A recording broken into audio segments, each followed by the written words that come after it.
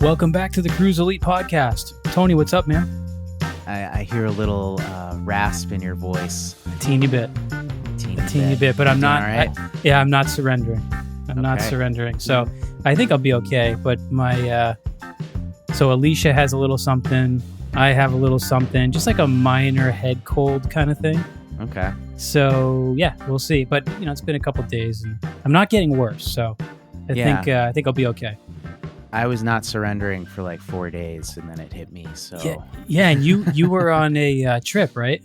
Yeah, so I went every year. We go to Michigan, and we camp out like on a lake at my buddy's place. Nice. And I've been doing it for like over 10 years now. So it's just this like magical bubble for July 4th where I get to like get away from my life in DC and like everything that's going on and just like truly unplug.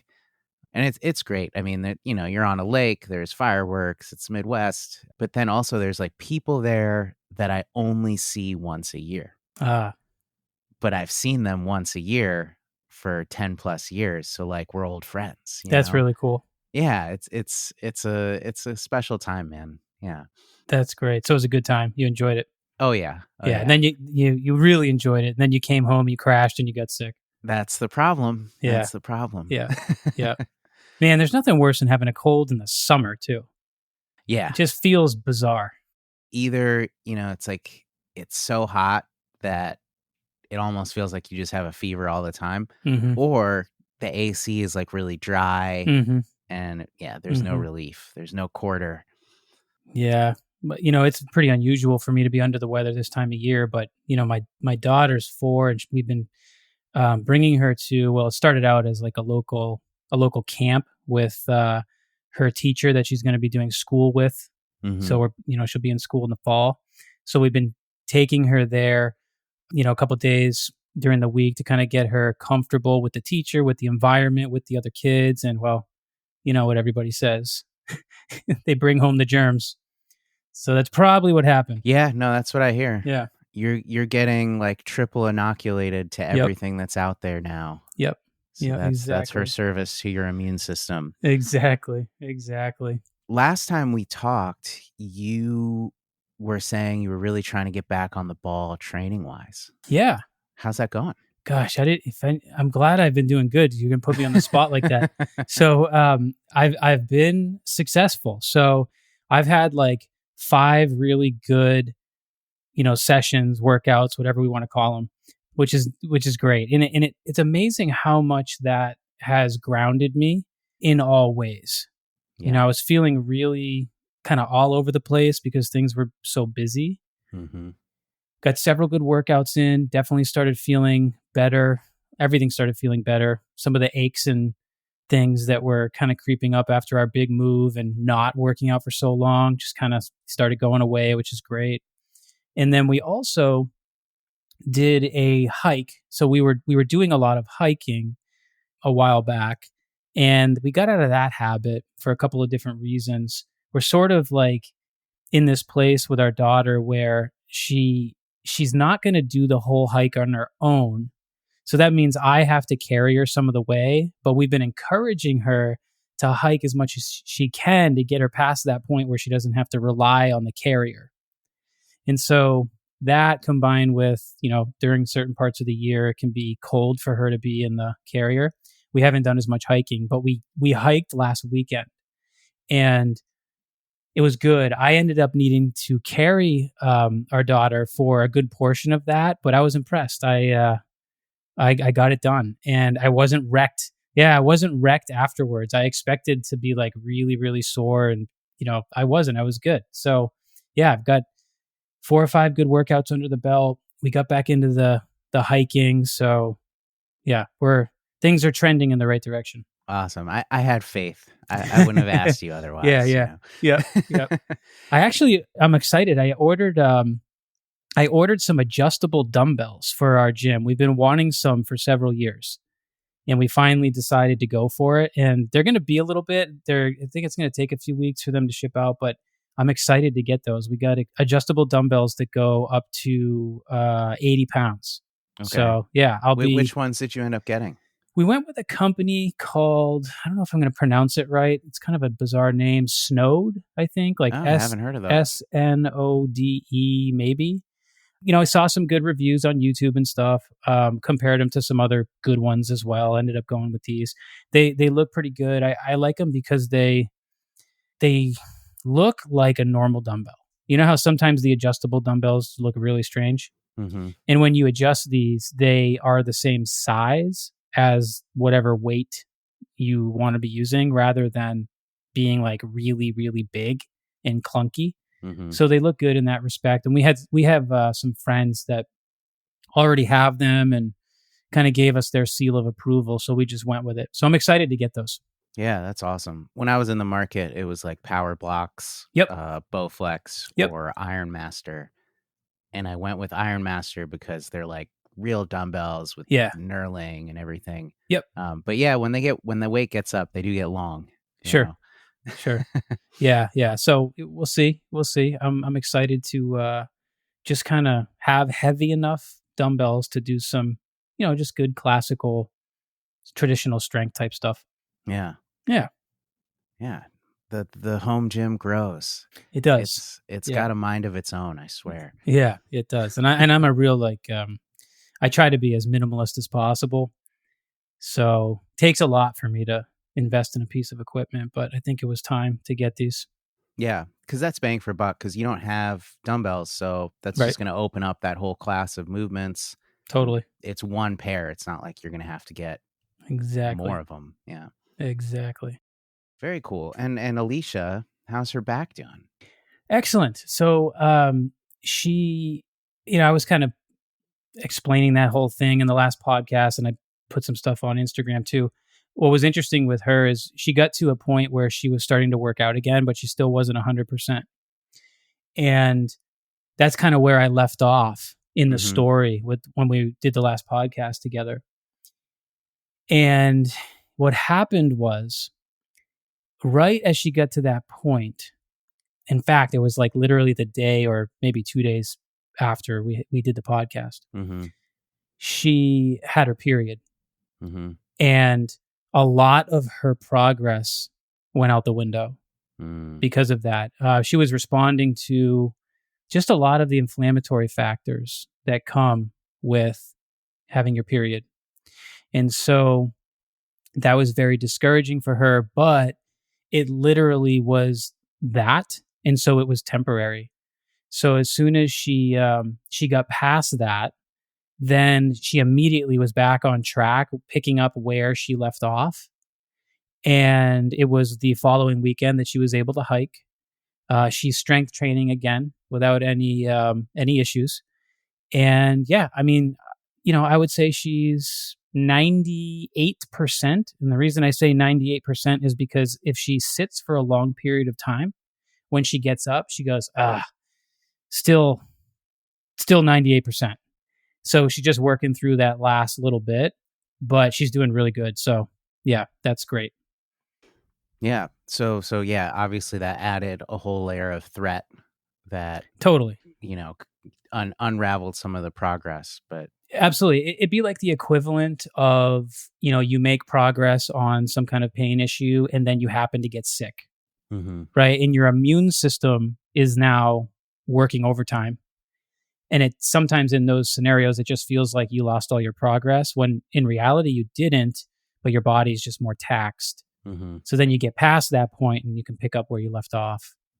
Yeah. So, but I'll tell you what, man, it's really interesting because if anybody had seen Alicia's state the day of that, I don't know, should we call it an injury? I don't even know if we should call it injury, but it was an episode. It was a thing that happened that caused her pain, at least the severe part of it. Anyone who would have seen her state would have thought the next step was the emergency room. Yeah. It's really wild how the severity of pain does not always equal the severity of the problem. And especially with back issues, my God, sometimes you can have unbelievable pain and you think it's super severe, but it might not be. It's just really interesting how that can happen. So Yeah, it's a neural superhighway, right? So all the Mm-hmm. alarms are going off. Totally. Yeah. For that last 2%, are you doing anything different than the stacks, the high payoff stacks that you already kind of found? Or are you So sticking yeah. with that? So she's actually been able to back off a lot of that stacking, which is good. That's typically what you want to see. Is that as you get healthier, you need less stacking. That's fairly typical. So yeah, she's not doing that stuff as much, not nearly as much. Honestly, I like I told you before, she was doing neuro drills all day to get past that first week. She's not doing that at all anymore. She checks in with them a little bit. It's kind of like a little more random now, but the main thing for her is resuming strength training because her body really responds well to that. And she had to get back on track with cardio because for her, cardiovascular exercise is the thing that her body responds the absolute best to in so many ways. So now it's just really about restoring habits, good habits, being consistent. And if if that's not enough to get her past that 2%, then we'll start looking for some drills and try to figure out something if there's anything we're missing. But it's also possible that a week from now, she's going to be like, oh, I forgot about that pain. Yeah. Well, thanks for walking us through that process. I think it's super useful for people to hear like what you're actually doing day by day, minute by minute, and how that changes from like ground zero to now Yeah, is incredibly useful to hear because it's one thing to know like, oh, I found a drill, I should do it. It's another thing to know the how process. frequently, for how long, when Yes, can I let up. So yeah, that's super exactly. cool. I hope people are taking notes. Yeah. So interoception. Yes, We've done a few episodes on different brain areas, different systems, neural systems that we focus on sometimes to solve problems. And one of the more interesting topics that comes up is interoception. So I thought it'd be good to do an episode on this concept. I think you wanted to talk about like the brain anatomy of it, but I also wanted to go over, just the practical uses. for It's sure. stuff that we've covered, but just focusing on it and drilling down on it so that people can learn more about this sense that we all have. Yeah, that's great. I was excited when you wanted to do this. It's a really fascinating topic. I think I've been learning about interoception for the past maybe I don't know, maybe 12, maybe slightly more years. And as soon as I started learning about interoception, it like quickly became, if not my most interested topic, like certainly one of the most interested topics that I've ever had with the study of applied neurology. And Hmm. it still is all these years later. It really is fascinating. And it's also very new information. I think, gosh, 15 years ago, if you started looking for stuff on interoception, very little was available. Since then, some neat books have come out. There's been a lot of emerging research. If you do Google Scholar searches now on, research articles related to interoception, oh man, it's overwhelming. Hmm. So it's like really come a long way in the last 15 years. And so now, here we are 15 years later is about when things start to become more mainstream, if you want to call it that. A lot of people are talking about interoception. But what you find is that most of what's being talked about with interoception now is more related to behavior change or maybe even nutrition, things like that. There's not a lot available in terms of the application, things that are practical for improving movement and even using it to decrease pain. Hmm. And it happens to be a very, very important topic for that and for some of our clients that struggle with interoceptive issues. Hmm.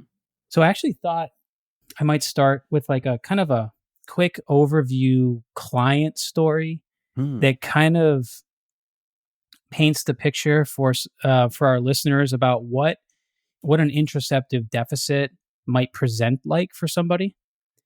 And then maybe from there, we can kind of go into like, all right, well, what is interoception anyway? Yeah. So we can kind of get into some of the brain areas involved. But years ago, I worked with a woman, and it was a long-term process, which makes this cool because I learned a lot. You don't always get a good long-term process with every client. And when you do, it's neat because you start to see the whole picture. You get to know them as a person, and you start to really get dialed in on their actual behaviors, which is super useful for connecting that information to their neuro assessments. So I ended up getting a really good read on this client and understanding them at a much kind of deeper level than I would if they were just somebody coming in for 5 sessions. But I wanted to point a couple of things out. So this individual had, interoceptive challenges. And one of the most interesting ones that I noticed, and I had never seen anything like it before at the time, was the fact that she had a pretty significant autonomic dysfunction. And what that means is her autonomic nervous system just wasn't doing its job properly. And I first really started seeing the significance of this when I started doing cardiovascular exercise with her and had her using her stationary bike at home. And we were doing some air hunger exercise using the bike because she responded quite well to the air hunger work. But all of a sudden, I noticed that she wasn't able to get her heart rate to elevate no matter how hard she worked on the bike. It was very odd for me to see. I'd never actually seen this before. So I could have her pedal the bike for as hard as she could for several minutes. And we would use a pulse ox to check in with her vitals, and her heart rate wouldn't move. That's weird. Yeah. Very strange. Now, she would be dripping with sweat.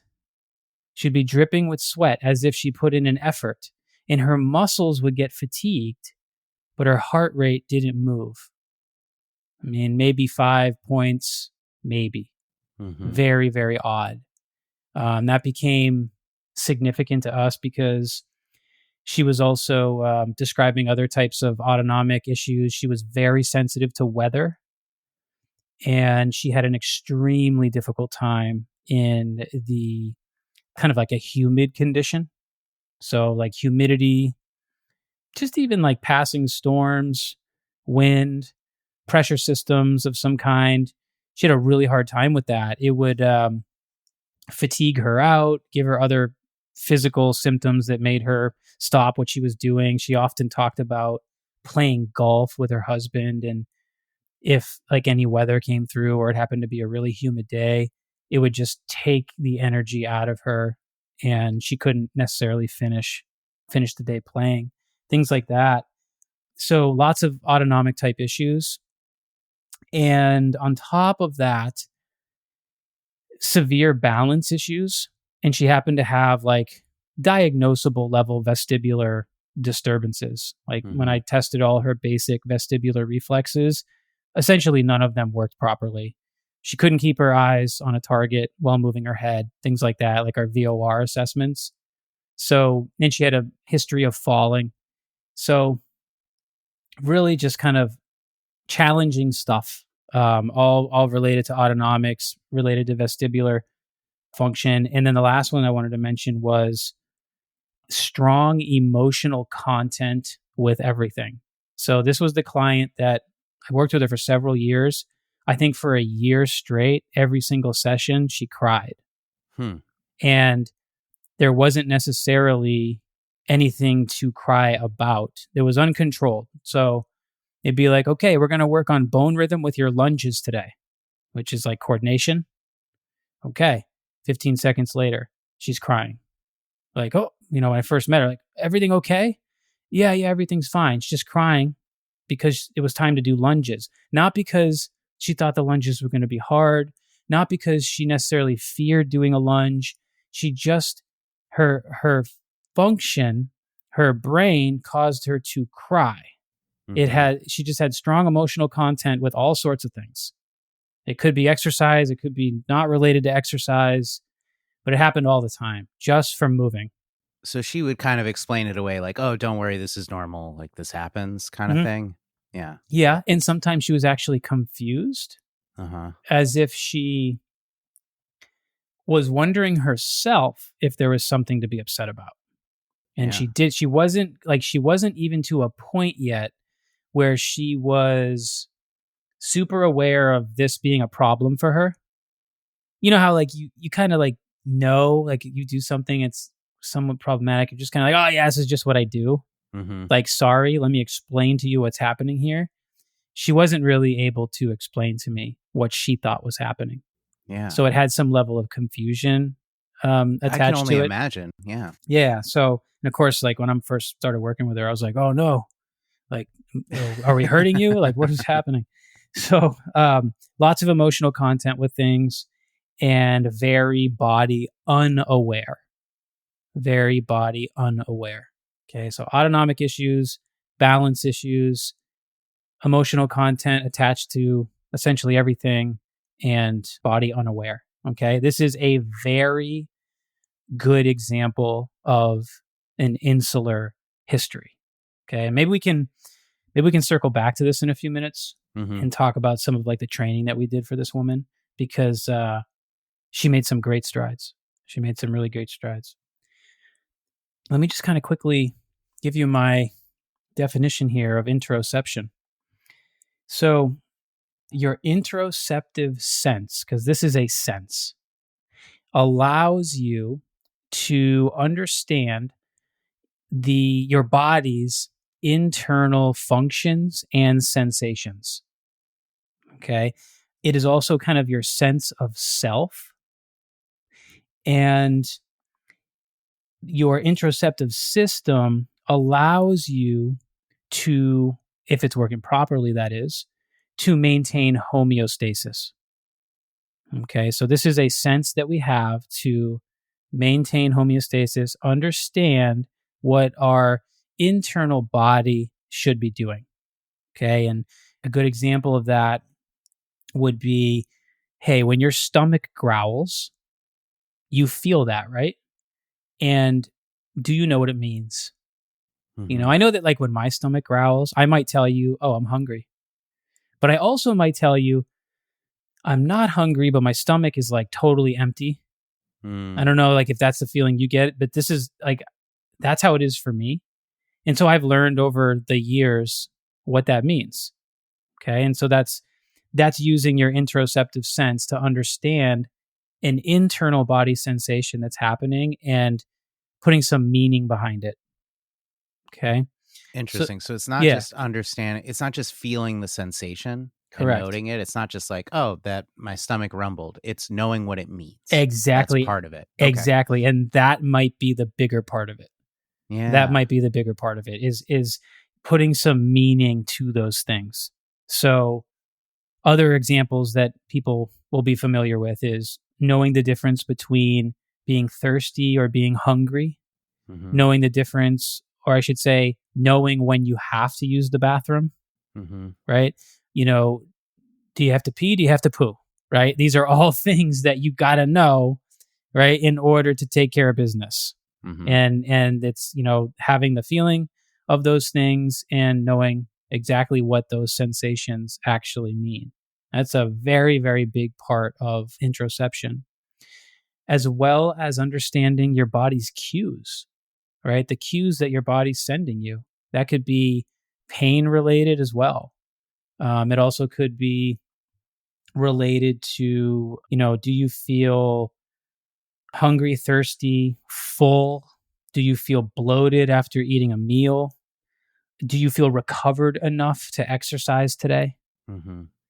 Things like that. All of those sensations, right? Understanding what they actually mean, and kind of the question that's most important with interoception is, how do I feel? Right? That's the key, is how do I feel? Do you know the answer to that? So, when we talked about it before, I kinda had the impression that it was mostly about, like, clocking your internal body function. Yeah. So, like, being able to feel your heart rate, being able to feel, when your lungs are exerting themselves, being able Yes. to feel those things, and then you're adding the component of like understanding what those cues are telling you. Does it need to be tied to bodily functions in that way? So what you said is very key, like heart rate, Mm-hmm. things like that. That is absolutely a big interoceptive thing. Mm-hmm. Yeah. Ask me again. Does it need to be tied to, say that again? Because you were saying, checking in like how do you feel? Yes. And feelings, they're these wishy-washy Yep. things, right? Right. Like I feel sad or I feel slightly impatient with the fact that there's a red light and I'm 20 minutes late. Hmm. Like, are those both interoceptive Definitely. Yeah. feelings? Yes, Okay. definitely. Thank you for making the distinction.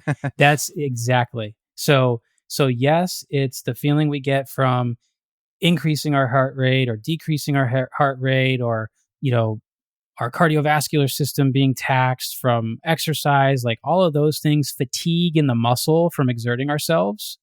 That's all interoceptive. So is the feeling based stuff.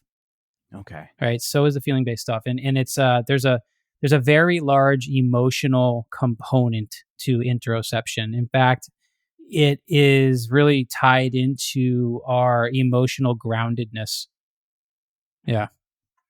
So as an example, I just did a workout and I'm feeling the pump in my bicep. Yep. Just as I don't know why I chose bicep. It's just, Well, iconic. Um, but I'm feeling that.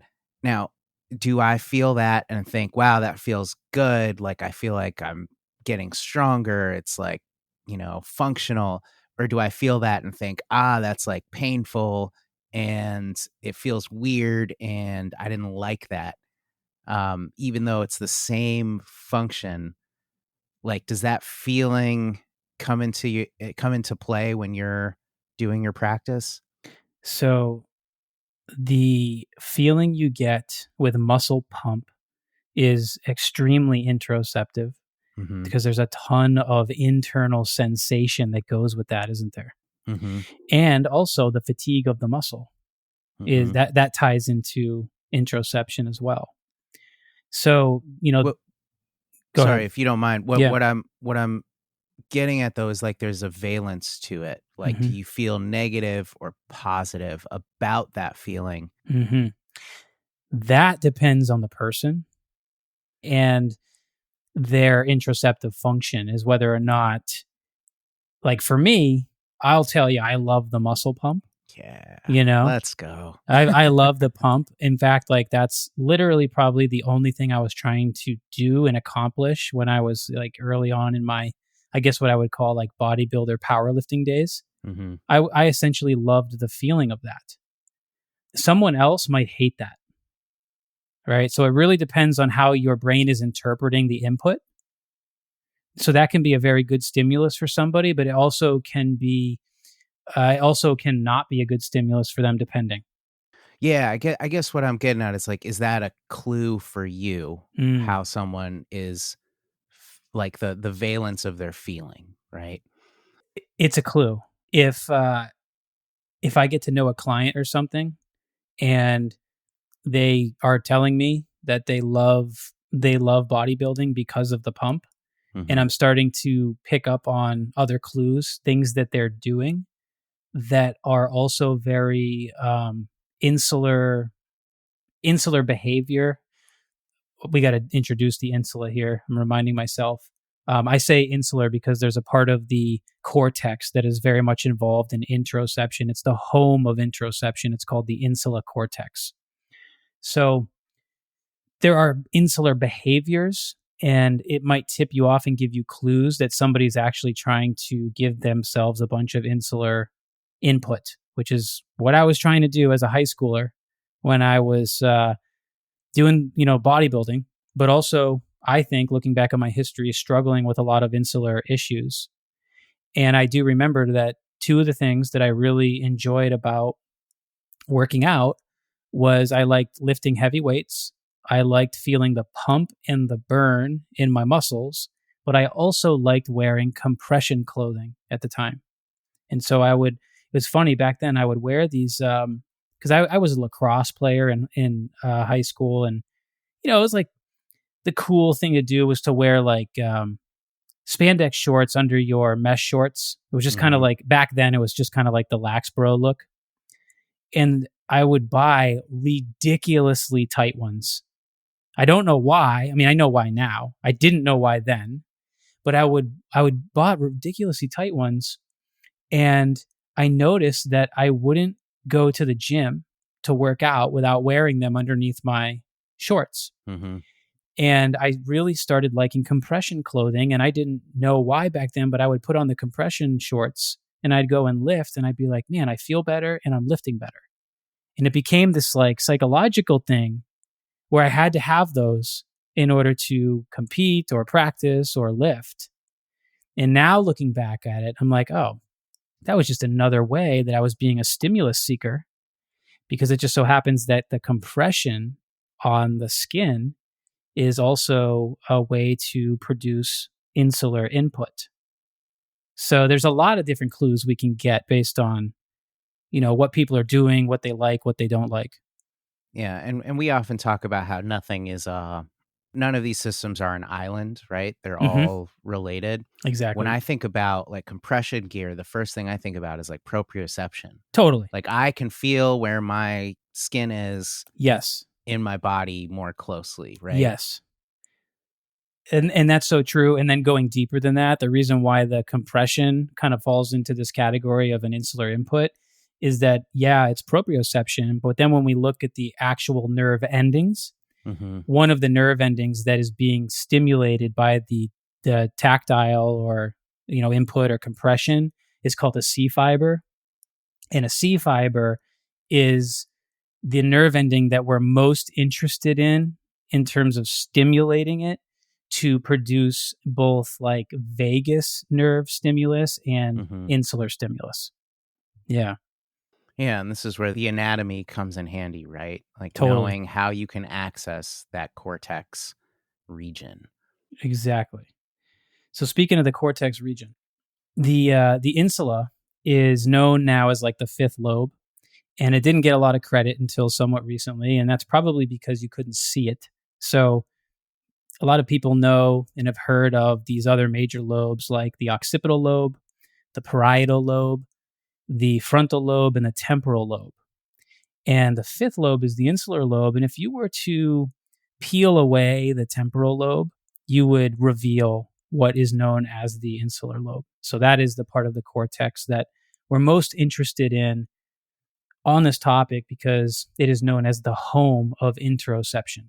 Yeah, I think it's interesting that the insular lobe is nested in the temporal lobe, because when you say it's so tied to feeling, I think it's interesting that it would be surrounded by memory. Yes. And I don't know if that proximity actually matters anatomically. Proximity always matters. Yeah, okay. Yeah, with the brain, it always matters. Yeah, there's no question. Things that live near each other when it comes to the brain, like that is by design, and things that wire together, fire together. It's really interesting how it's, when you look deeper at it, there's so many like, I don't know, there's so many systems, kind of redundant systems that are able to do similar things and pick up the slack for one another. When you look at the anatomy and you see what lives next to each other, it's very educational, right? It's really interesting. Yeah. Yeah. So when you produce strong emotions, you might also produce stronger memories and vice versa, right? Yeah. There's a lot of weird stuff tied into memory, like smell, and a lot of the ways that travels and is interpreted in the brain, routing through the temporal lobe. Really interesting. If you've ever gotten a whiff of something and it immediately gave you like a flashback memory or something, that's happened to me. It's really bizarre. Yeah. Right. And same thing happens with sound, right? You hear a song, right? Yep, that'll do it. Yeah. Also routed through the temporal lobe. So interesting, right? Yeah. Very, very cool.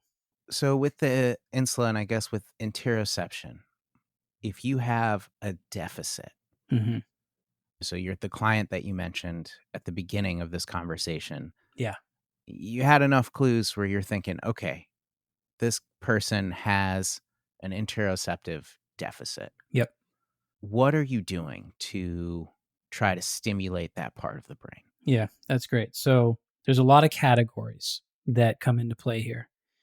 I'm going to go over some of the ones that I feel are the most important, that I've been most successful working with, that seem to help interoceptive issues. But let me say this first before I even go into that, is that, our listeners might not understand yet that helping a person with autonomic function might be the most impactful thing you ever do for helping them move better.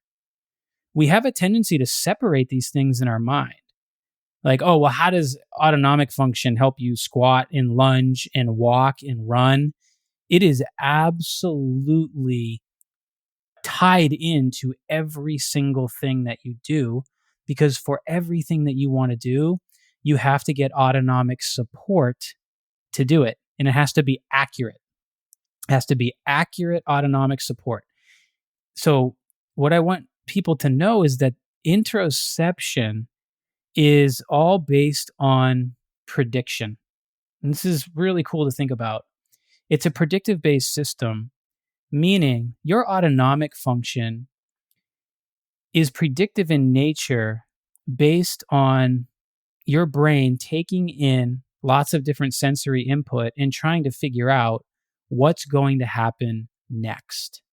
So an example of this, if you want to think about like an athlete who's out for a run, let's say it's a long run, an endurance athlete, they have to become very good at conserving energy. And they might see a big hill up ahead. They get visual information that tells them a hill is coming, and your brain is processing that and all this other sensory, incoming sensory input. And all of a sudden, your brain is basically going, wow, things are about to get really, really hard. Mm-hmm. And so what happens? Your autonomics shift, hopefully in your favor, to help you with the upcoming task.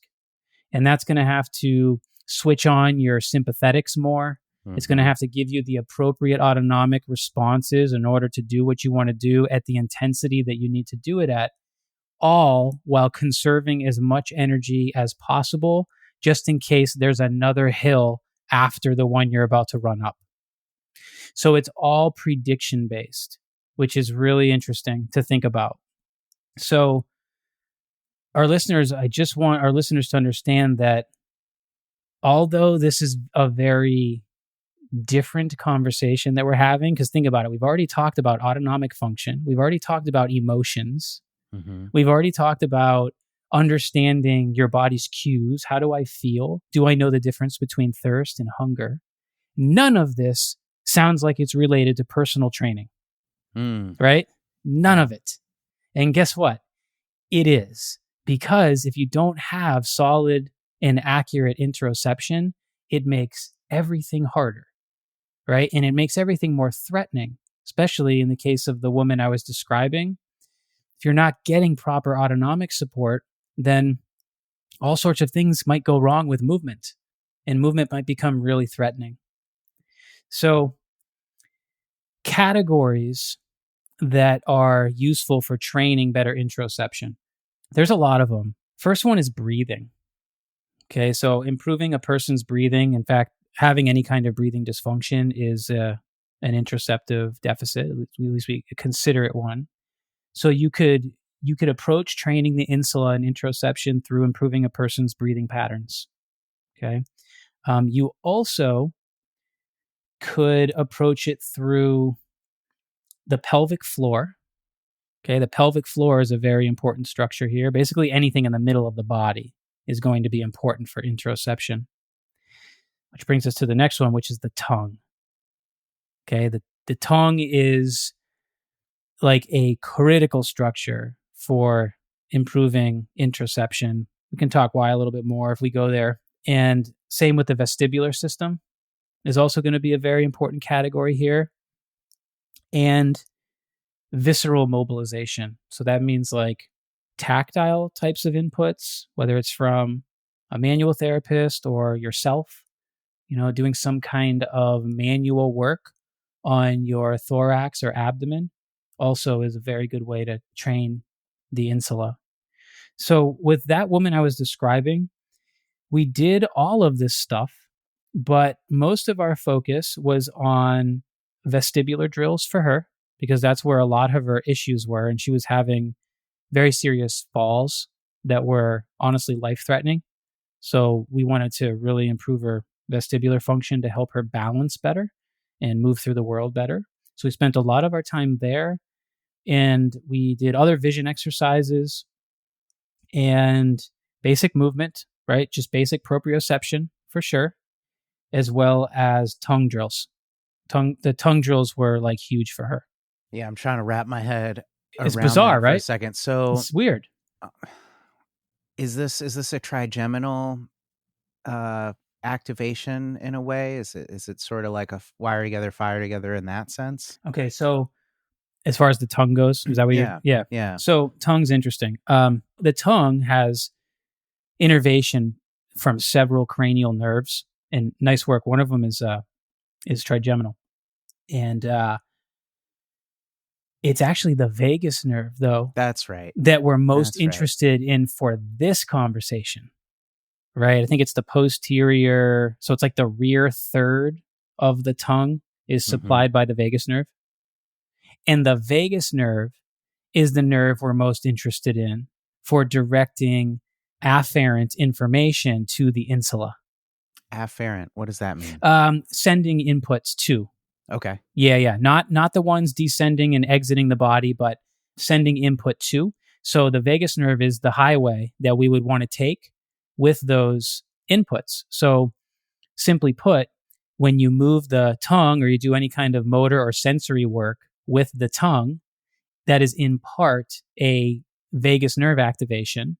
And now you are stimulating the insular cortex. So the tongue is very important. It also is very much tied into autonomic functions because honestly, anything that has cranial nerve innervation is tied into autonomics because those nerves originate at the brainstem level, which is where our autonomic functions are generated. Yeah. Yeah. And then also, especially with the tongue and the vagus nerve, it makes sense that because of food and eating, it makes sense that it would also be tied to like the gut and exactly. If your survival interoception is up, it's like, oh, okay, the tongue is doing work to get food. Maybe I should get my digestive system ready for this food, right? No question. And taste, right? Taste is actually an insular sensation. A lot of it is processed in the insula. Yeah. So that's a huge one too. Now this is cool. So when you look at the sensory and motor maps in the cortex, so I know at some point I described like the homunculi representations that we have. Your potato head. Exactly. Yeah. Yes, exactly. If you look at the sensory and motor homunculi and where things live in terms of the way that the brain is mapping it, the tongue anatomically is the closest structure to the insula. So just from a map standpoint on where anatomically where those maps are, the tongue lives right next to it. So that's your like direct input. Yes. Right there, if you can put it that way. Yeah. Exactly. So it's compelling. The tongue is just a very important structure to think about for generating insular activation. Also, tongue dysfunction, right? That can happen because, right, tongue has muscles. Okay, so if you have any kind of tongue dysfunction, whether it's a speech issue, a tongue tie, an old piercing, whatever the case might be, having a motor or a sensory deficit with the tongue becomes an input problem. An input problem with the tongue may eventually turn into an input problem with the insula, which matters. So when we're taking histories, if somebody has a speech issue or they mention something about their history involving their tongue, I'm immediately checking that box for the insula. Yeah. So just to give people like a solid example, what kind of drills would you do with the tongue? And then what Yeah. were, what were your assessments? What were you looking for? Okay, so assessments can be anything, but it has to be goal dependent if you really, want to know what's happening. It could be basic movement. It could be basic range of motion. That's all fine. It could be balance. Balance, in fact, is tied into insular function. Maybe we'll talk a little bit about the vestibular system anatomy Mm-hmm. in a couple minutes here. So you could be testing balance. You also could be testing autonomics. You could literally use a person's heart rate as part of their assessment. You could use perfusion index as part of their assessment. Anything goes, right? It just depends on what you're trying to work on. It could be that you feel anxious and you don't want to feel anxious anymore. So you're trying to find drills that dismantle that anxiety. Okay. So for the tongue, we have a lot of tongue exercises, but here are my favorite ones. Tongue circles, right? Mm-hmm. I've shown that several times on Instagram. Very simple. You keep your lips pursed together, Mm-hmm. and that kind of motor activity of doing that puts some tension in your cheeks. And you take your tongue and you push it into your cheeks, kind of the front of your mouth, and you just simply create a circular motion with your tongue.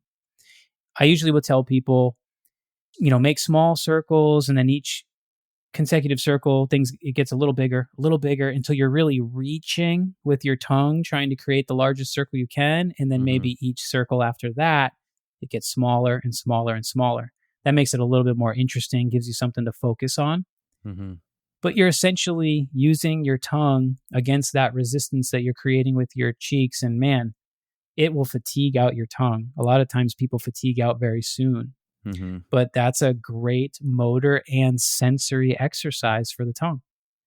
And it can use that for all sorts of things. I've used tongue circles,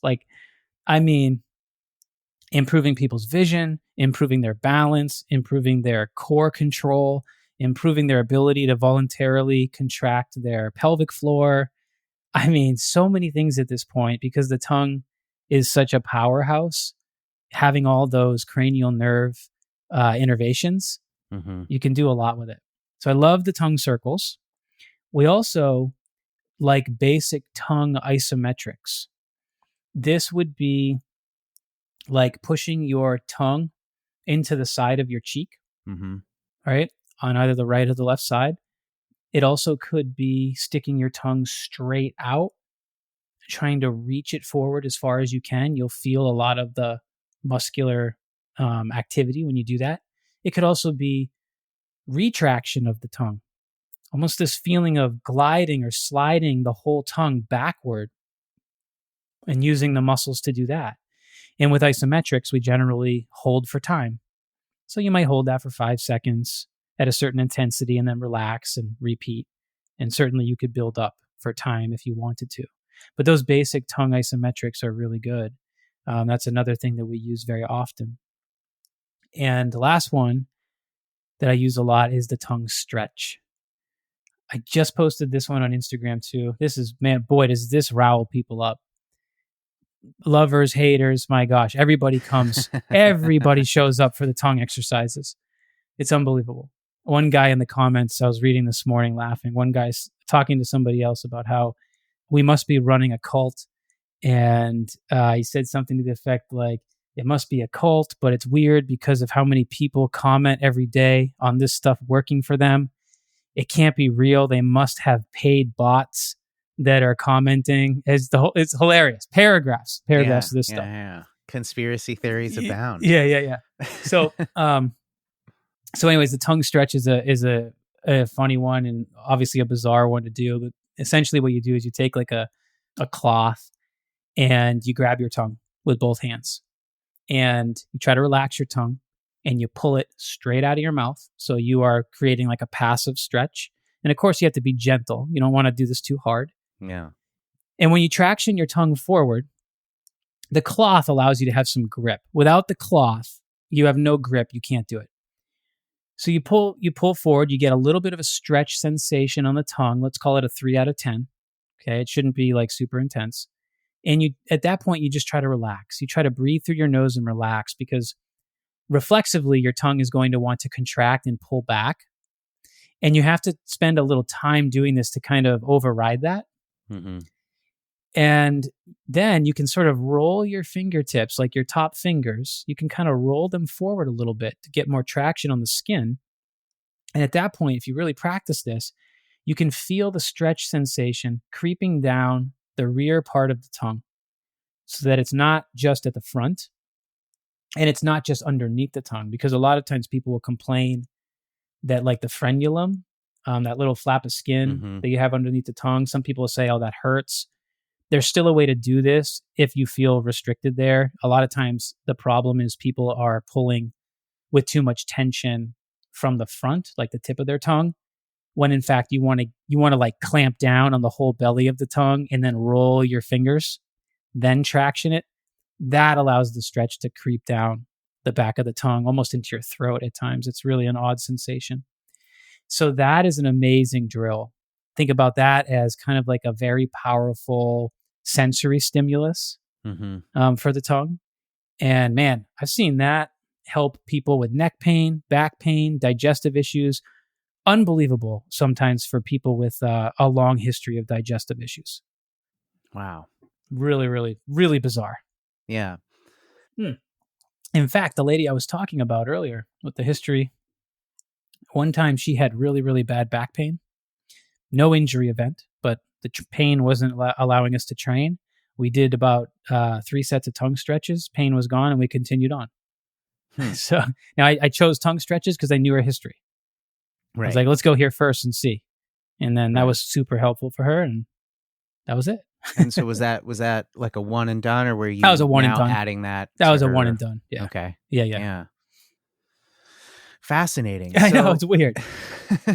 There's so many directions to go. There's so many ways to grab onto this. But I guess for the sake of sticking to a theme, right? If we're thinking about interoception, and we found some ways to stimulate the insula and try to target maybe some deficiencies there, and you see some improvement with your assessments. Yep. Like, for example, when she's on the exercise bike. Yes.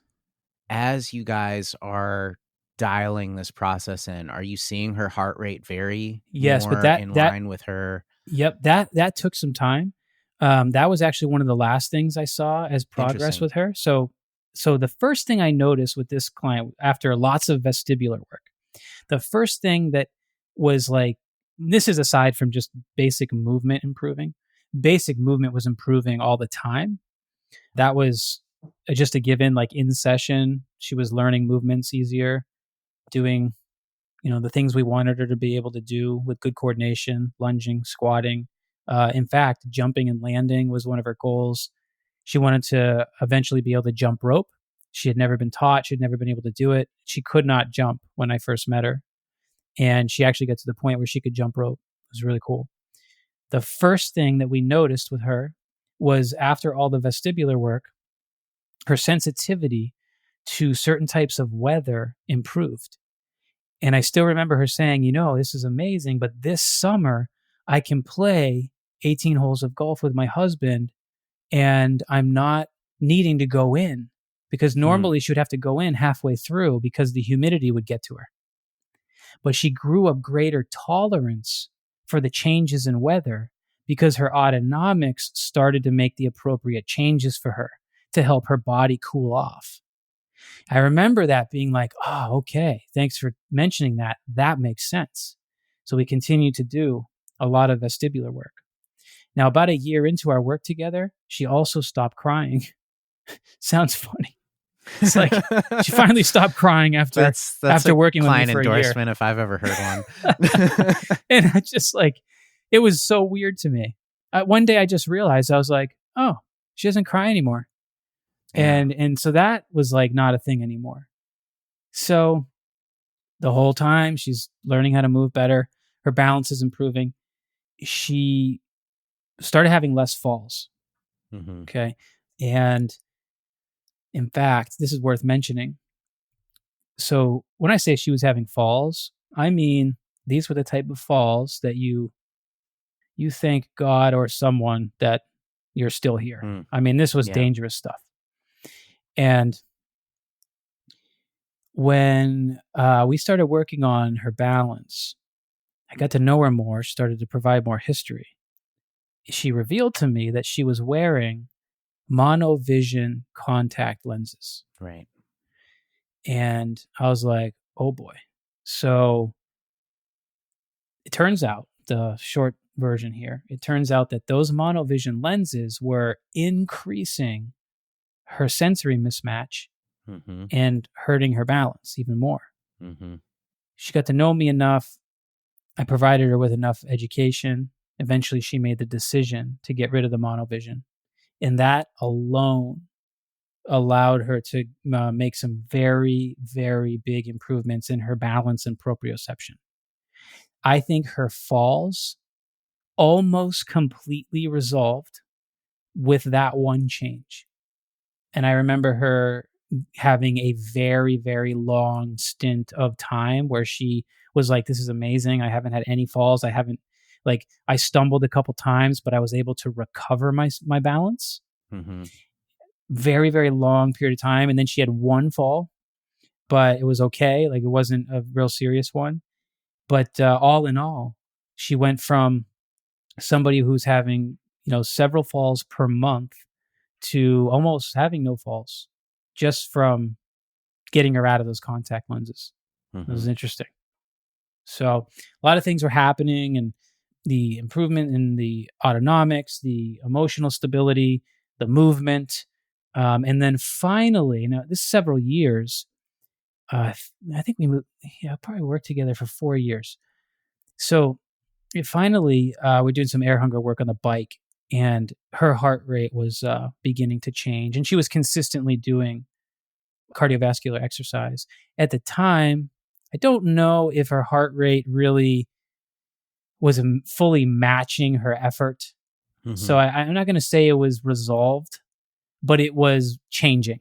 Mm-hmm. And change is what we needed from her. All right. That was a huge step in the right direction.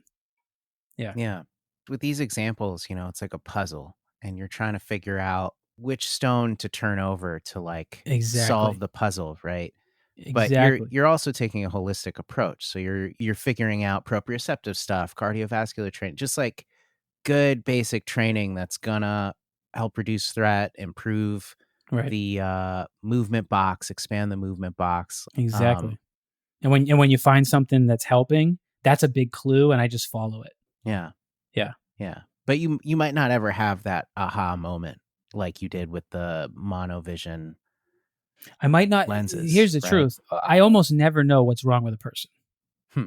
Almost never. Yeah. And people have a tendency to think, like, sometimes I like to remind our students this, because they sometimes get to a point where, like, wow, this guy must like know exactly what to do, Mm-hmm. right? Because no, I have no idea what to do ever. New client comes, I have no idea what to do. I have no idea what's wrong. And that's why the process is so important. Taking a history, running the assessments, you start to gather information. You theorize things, you get clues, you follow those clues. But yeah, I don't really ever know what's wrong. I see how the body's responding in certain ways, and then I reassess to see, did that do what we wanted it to do or not. Mm-hmm. And I use that information to guide me. Yeah. And you learn a lot. And you see patterns and stuff. But at the beginning, I was my first generation of my career. I always felt like the goal was to get to a point where you knew what was wrong. Now I look and I laugh and I say, I'm never going to know what is wrong. It's just knowing how to follow the process. Yeah. Finding things that improve whatever's exactly. going on in there, and using clues to figure that out. That's right. And your experience helps you, because you've been there before with something similar, and it's like, okay, this makes me think of that. So now we're going to go and do that. How did it assess? All right, that makes sense. I get that based on this history, based on these assessments. It's just informed decision making. Mm-hmm. Is really what the whole process is. Yeah. No, that's great, and thank you for saying it thusly. That's really good for people to hear, I think. Yeah, yeah. I do think it's worth speaking briefly about kind of the opposite scenario Mhm. where someone's interoception is too high. Oh, so glad you mentioned this because I may have forgot.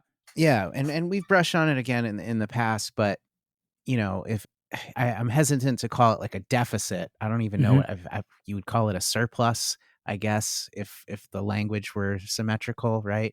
What do Yeah, you so what do you like call it? yeah, so usually an over awareness when we're talking about interoception. Mm-hmm. So it typically goes two ways, right? It's usually based kind of on extremes, right? You have the body unaware client, which is more of the first example I gave with the woman with the autonomic issues. And then the other end of that spectrum is the client with body over awareness. Okay. And it's interesting because the first client I described would pedal the exercise bike as hard as they could, and their heart rate wouldn't change. And guess what?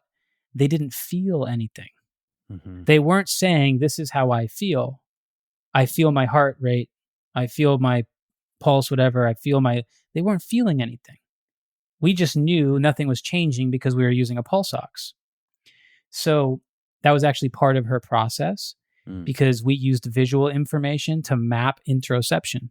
She was able to look at the pulse ox and see some data to Get some understand, feedback. Yeah. yes, get some feedback. What was her perfusion index? What was her heart rate? That was very educational for her from an interoceptive perspective. So the other client might be hyper aware of their body.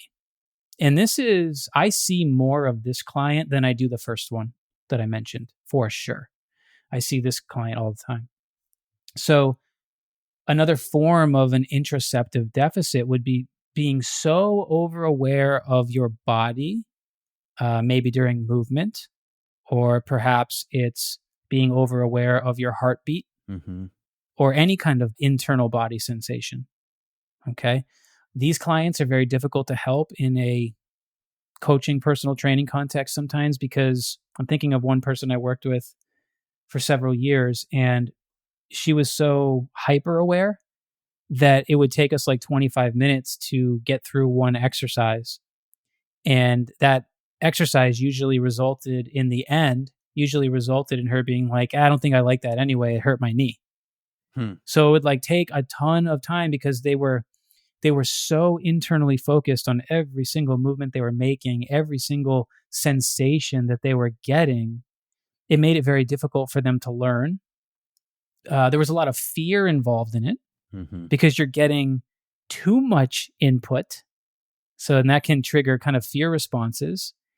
And then in the end, it sort of commonly would work out that it was like, yeah, that like I finally got it, and that kind of hurts. So it's a bit kind of frustrating like that. The person I'm thinking of also had a over awareness of their own breathing. So this is kind of that other common client and some of the common history findings. Yeah, I find sometimes when I focus on my breathing, Mhm. it is like disruptive in that I feel like I hijack what my body wants to do normally, and then I'm just like thinking about it too much. Yep, exactly. And this is where it becomes problematic for some hyper aware types of clients that have like increased interoception, because a lot of what we do in a traditional fitness or rehab context is all based on having a client focus internally, Yeah. right? That's just generally how we teach movement. Focus on this. What do you feel? Mm-hmm. Okay, try this, try that. It's all based on what do you feel? Are you feeling it? Can you pay more attention to it? If you have a person who's already hyper aware do all those things, eventually it might backfire. Yeah. And it often does, especially with breathing exercises, because breathing is so tied into interoception. People like to talk about breathing exercises as if it's like the thing that everybody should be doing, because finally we're talking about how important it is and what it can do for us. But the style of breathing matters. And for somebody that already has a hyper awareness, my gosh, having them focus on their diaphragm or their, deep core muscles or whatever you're doing can make them implode. Mm-hmm. I've done it by accident. That's how I know this. And you start to learn more about the insula, and you relate that to history, and you can kind of tell right away now. I can tell right away now who might not do well with that type of training, and we have to look for ways to help them keep their attention outward Yeah. more than inward. So one of the things you mentioned in the past is like having them focus on visual cues. Yeah. So like they're looking at stuff, they're seeing colors, they're saying names out loud or something. Yes, Is that that's exactly right. And they absolutely hated it first because they've been mapping movement for so long with their internal sense that when you have them go outward with their attention and start reacting to things more like an athlete, whether Mhm. it's a ball or a color or an arrow or a metronome, visual metronome, auditory, whatever the case is, we're using extraceptive type senses to cue our movement, right? And they hate that at first a lot of times because they want to do it the other way. But this is very important because this type of training is a very strong frontal lobe stimulus because we have to react to things, produce voluntary movement. We have to inhibit some of the impulsive reactions that we might have, Mhm. right? It's very athletic. Like every athletic situation where we're supposed to be reacting accurately to something while inhibiting the possible desire or impulse to do the wrong thing with Mhm. movement. That's a lot of what being an athlete is. And the more of that type of frontal lobe activity or stimulation that you give a person with this type of insular over awareness, it's very hard for them at first, but the frontal lobe activation tends to inhibit some of that overactivity coming from the insula. At least that's what we commonly see in people's behaviors and their movement and their complaints. I think a lot of that is just a big part of that is keeping their attention outward. So you know what's really interesting about that? Mm. The insula is on the opposite side of the brain as the frontal cortex, right? Well, we've got, So they're actually yeah, like farther apart. yeah. So we've got right and left, Okay. right? So we got rights and lefts. But do you mean like, Wasn't the frontal cortex like up yeah, you're here, right. like So at the yeah, front of your, so there's not like like on they're like, behind your forehead, you yes, it's know? not like they're totally neighboring and touching each other kind of thing. Yeah. Mm-hmm. Yeah. It's like that's like opposite sides Yeah, the frontal wire lobe. up separately. Yeah, I'd have to brush up on this anatomy, Okay. but basically, what I vaguely remember here is that there is a part of the insula cortex that is next to and working with, or possibly routed with, part of the frontal lobe. Mm-hmm. There's different anatomical areas of the insula that get talked about and studied. Mm-hmm. One of them has more relationship to the frontal lobe. I'd have to brush up on this one. That But makes sense. So, like for yes. breathing, for example, Mm-hmm. you're not thinking about breathing 99% of the time. But Oh, when you yeah, use right. your frontal lobe to say, I'm going to breathe a certain Now it's way, voluntary. but it has to be connected because it has to be able to affect that breathing, Mm-hmm. right? Yep. And yeah, breathing is so reflexive until we make it a voluntary exercise, that is. What about meditation? Yes. So very similar to what we just described with breathing, because meditation is for sure an insular activity. So is like autogenic training.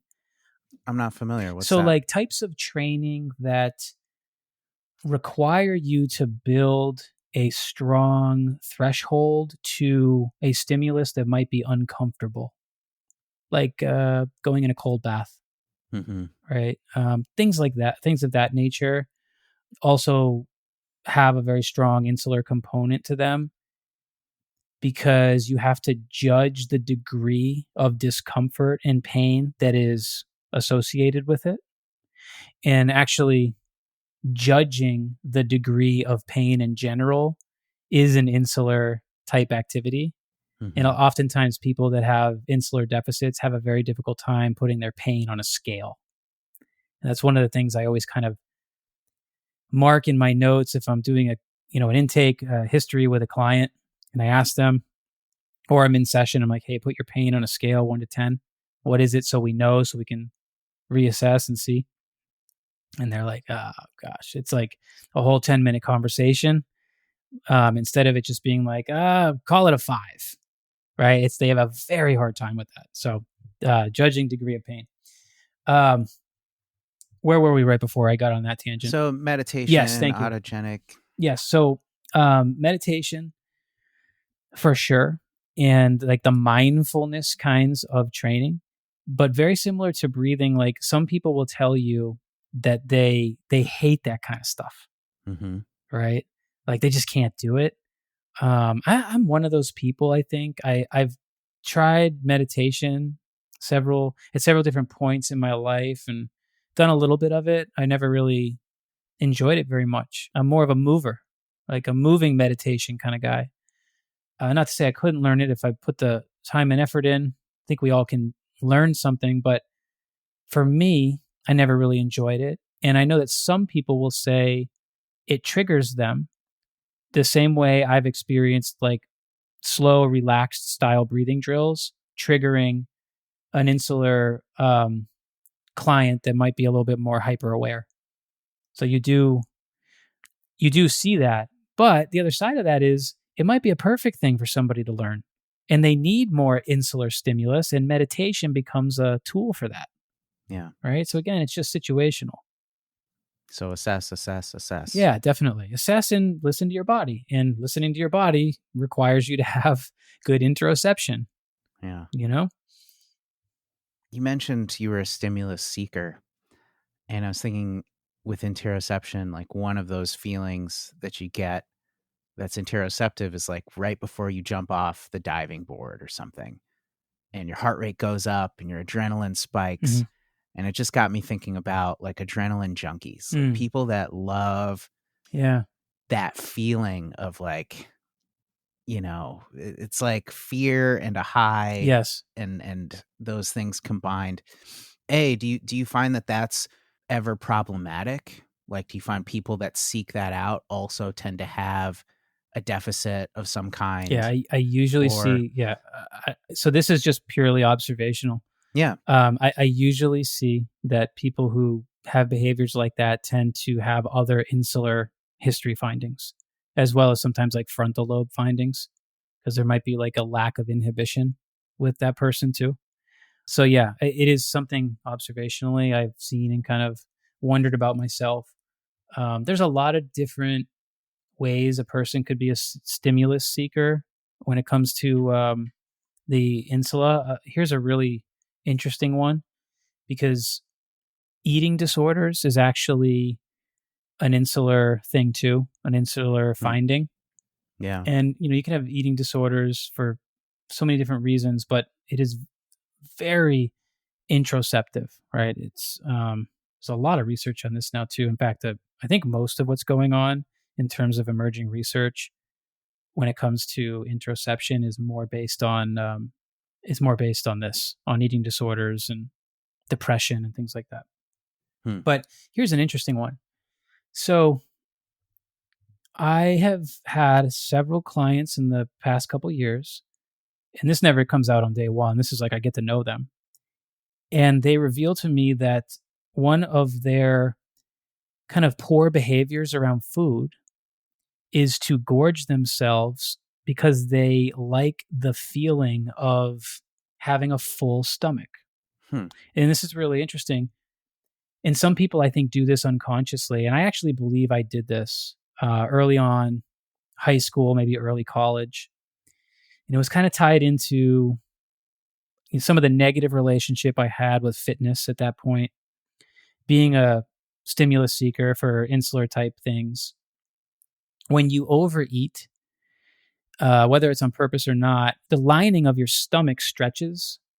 And the lining of the stomach also has those C fibers. So the connective tissues is really what I want to say. Mm-hmm. The connective tissues in the abdomen and thorax are innervated by these C fibers. And so if you were to consume a lot of food to feel that full feeling, that's the lining of the stomach stretching. And that by itself could actually be an insular stimulus because you're getting a lot of C fiber activity. Interesting. So I had a client with pretty significant scoliosis, and one of her trademarks was she was able to eat more food than everybody. And what it really looked like was she had built this habit around food that she liked to consume so much of it that she got that stretch. And the outcome of that was, at least I observed anyway, the outcome of that was she felt much more relaxed afterwards. She felt much more relaxed. So a lot of these insular inputs are very vagal in nature, and they can have a tendency to like make you feel better and calm you down.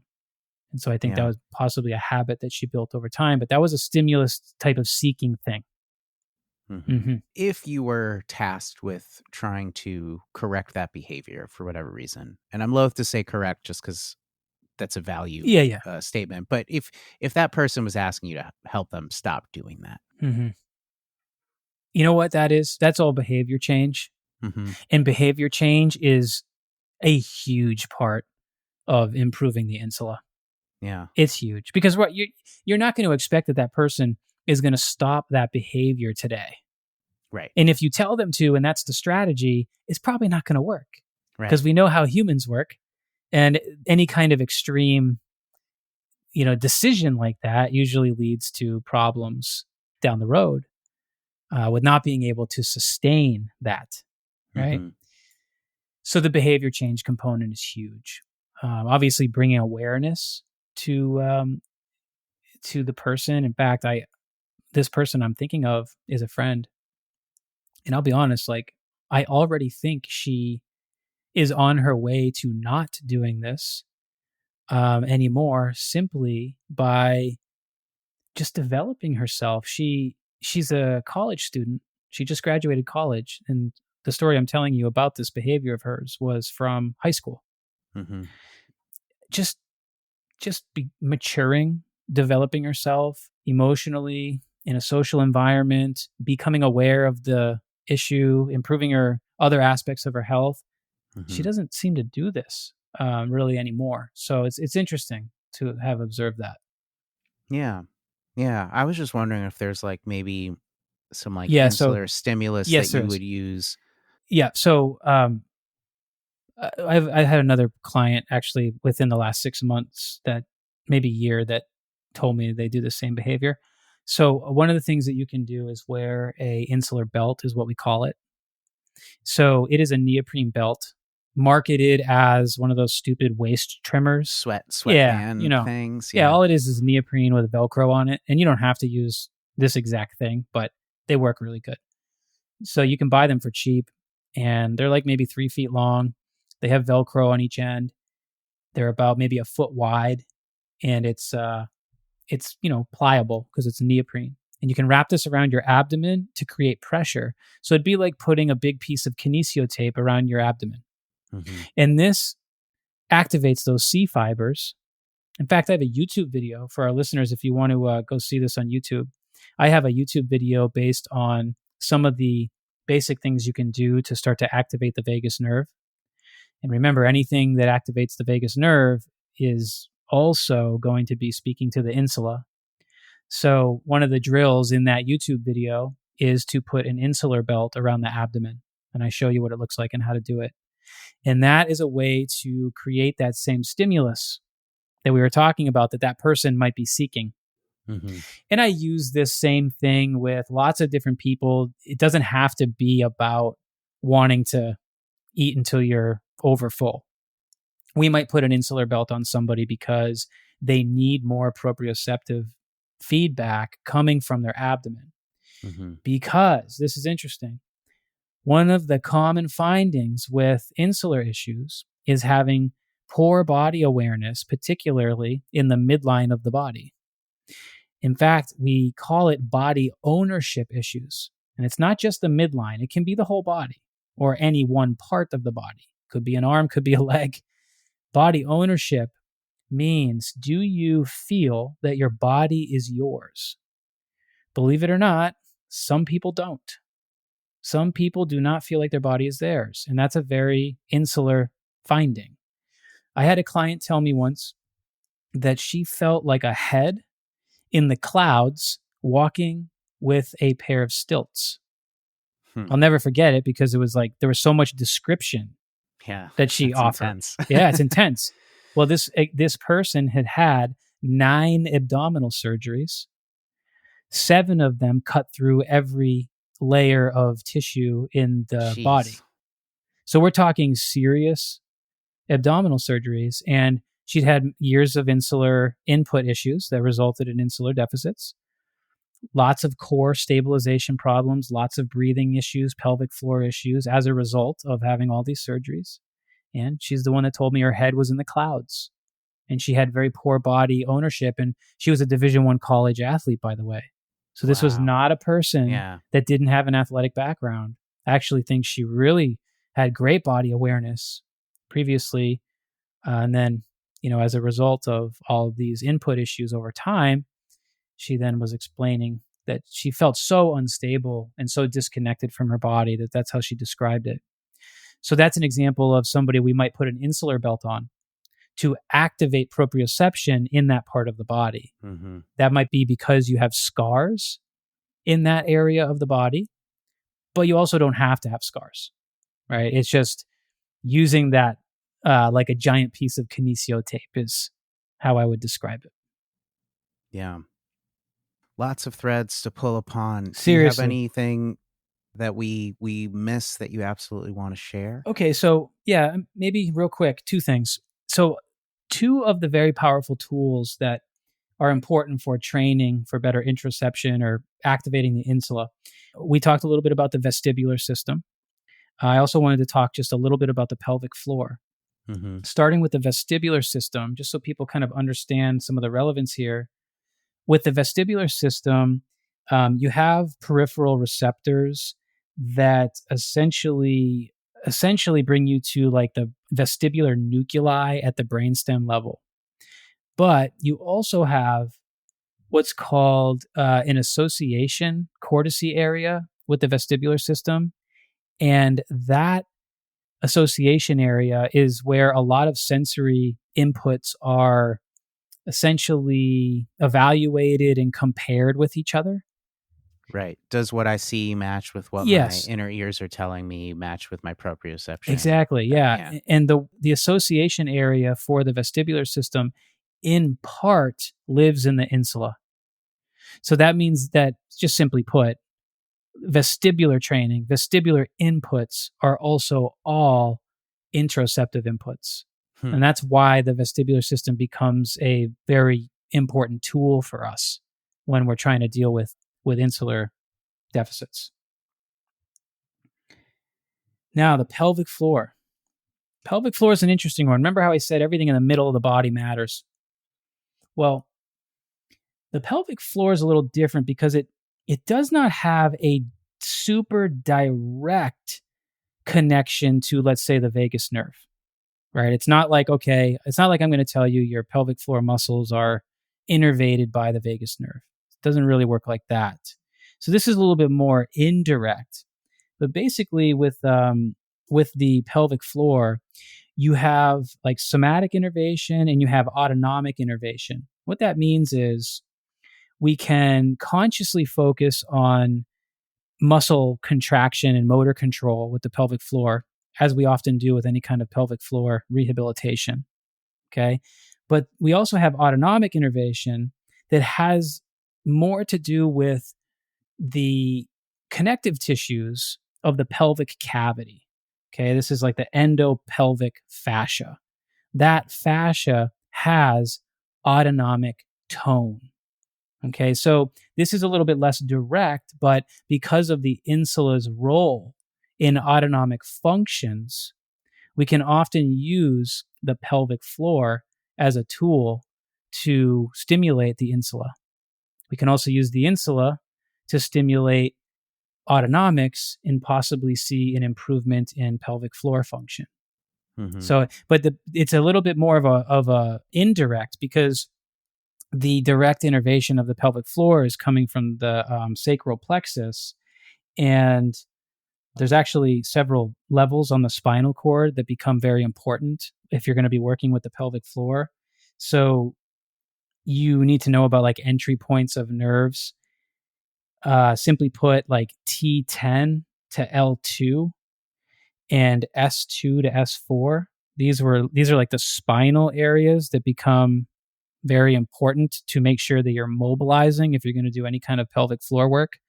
Because if these nerves are not healthy and you don't have good mobility there, it may be difficult to get the result that you're looking for. Interesting. So you want to kind of like prime the path. Exactly. You're priming the path. Yeah, That's a great way to put it. In fact, we have to consider that with any of the neuro work that we do. You can provide stimulus, but if peripheral nerves or the spine is not doing what it needs to because it's not healthy enough, you may have difficulty providing input to the areas that you want. So priming the path is a very important thing. So we need to consider these areas of the spinal cord with the pelvic floor. This is actually why the pelvic floor is such a difficult structure to work with, because it is so reflexive. You know, the voluntary work that we do for pelvic floor may not transfer as well as we want it to everyday life because it's all voluntary and the pelvic floor is always functioning reflexively. This is where training the insula really comes in handy. And this is a missing link in pelvic floor rehabilitation. Knowing how to use these other interoceptive type inputs like the tongue. The tongue is a huge one here to possibly help with pelvic floor function and help things at more of a reflexive level. Yeah, so the tie-in here is like the autonomic aspect of the tone. Yes, exactly. Is that correct? That's exactly right. You know the parts of the brainstem that are responsible for flexor and extensor tone? Yep. Is that also related? It can be because the brainstem's so intimately involved in the generation of our autonomic function. Yeah, so just autonomics in general, you want to be thinking brainstem. Yeah, for sure. But yeah, just remember, if you're doing any kind of pelvic floor work, lower thoracic and upper lumbar mobility is like huge. And a lot of times you'll see that people with pelvic floor issues have a hard time moving those areas of the spine. For the lower stuff, like the lumbosacral plexus, it's actually difficult to mobilize the nerves there. You have to use muscular tension to do it. So, for example, we sometimes call on some of our neuromechanic drills, put a person in a position to tension, let's say the tibial nerve. And then once the nerve is under tension, we do other things with muscles to create mechanical tension on the sacral plexus, such as an aggressive exhalation, or maybe contracting your lower abdominals or your glute muscles. These become drivers that we use for neuromechanic drills if we're trying to target more stimulus at the sacral nerves. So it's pretty cool that way. You can make very detailed changes in the way that you approach a drill if you have a very specific target like this. But all that is to say, even though it's more of an indirect relationship, the pelvic floor is still a vitally important structure to think about for our interoceptive clients, or our clients who need interoceptive work. Yeah, and maybe there's some clues or some potential avenues to go down that somebody might not be thinking about if they're just thinking pelvic floor and literally focus on just the pelvic floor. Yeah, no question. The pelvic floor stuff is so important for people. I mean, I actually just taught a live call on this yesterday with our members. We were going over some pelvic floor training ideas. There's a lot that goes into it. We talked about different positions and drills that we can use and stuff, but it made me recall my own experience recovering from a back injury like 7 years ago. And I was in a lot of pain for a year and a half. And during that time, my pelvic floor really compensated for me. And after I resolved what I thought was the back issue, it left me with, I guess I would call it a pelvic floor that didn't want to relax. Like the posterior part of my pelvic floor didn't want to relax. And I was getting glute medius spasms and some sciatica, but it was different feeling than what I had rehabbed from initially.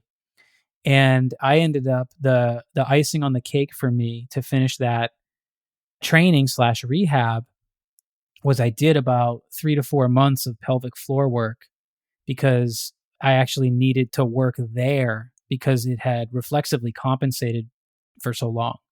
Yeah, it was like overcompensating. Yes, it didn't want right? to let go, and that's one of those situations where it's challenging because you can consciously train that relaxation, and that may have some carryover. But as soon as you go back into the real world and start moving, I mean, your reflexes take over, and it's difficult to have any control over that tone.